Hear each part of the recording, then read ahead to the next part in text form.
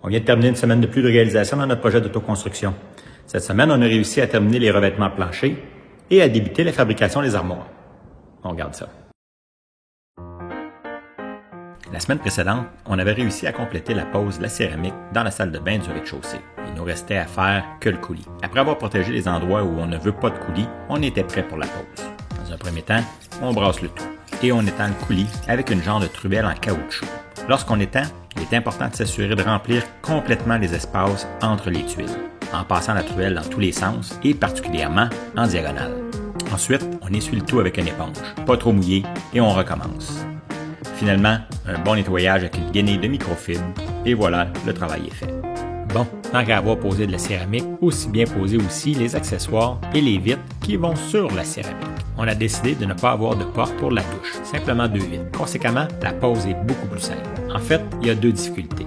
Bien percer tous les trous nécessaires et déplacer les vitres qui sont assez pesantes. Tant qu'à faire des trous dans la céramique, on a aussi installé la tablette de coin et la barre qui soutient le pommeau de douche.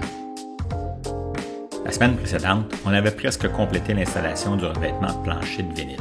Il nous restait la chambre des maîtres et le walk-in à faire. Avec François, on a terminé le tout. Maintenant qu'on a un couvre-plancher dans la cuisine, on peut débuter la fabrication des armoires. L'intérieur des armoires sera en mélamine blanche. On fera plus tard les portes, les devants de tiroirs, les panneaux apparents. Pour fabriquer les cabinets, j'utilise des tablettes de mélamine de 12, 16 ou 24 pouces. Les tablettes de mélamine ont déjà une bande de champ collée en usine. C'est plus solide que celle qu'on pose avec le fer à repasser. Pour nous assurer d'avoir toujours très exactement la même mesure, je coupe à l'avance tous les morceaux de la même dimension sur le bandit. Ensuite, on préperce les panneaux qui accueilleront les vis. Je préfère faire ça sur la presse drill. Ça nous permet de nous assurer qu'on est à la bonne distance et à la bonne profondeur. Et au besoin, pour les cabinets qui accueilleront des tablettes, avec un gabarit, je fais les trous dans les panneaux de côté. Finalement, on procède à l'assemblage. Je préfère percer un trou avant de visser la vis. Ça réduit le risque que la mélamine se fendille si ma vis n'est pas parfaitement centrée ou droite.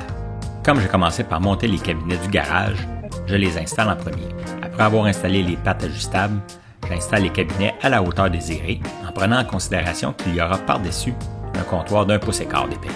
Ensuite, avec le laser, je m'assure que tout est au niveau dans les 3 dimensions. Et voilà. Bon, maintenant la cuisine. Dans un premier temps, je débute par les cabinets de Lilo. Après avoir installé les pattes sur les cabinets, je positionne les cabinets de Lilo à leur position voulue, de manière à pouvoir faire les trous qui permettront le passage des conduits d'eau et des fils électriques.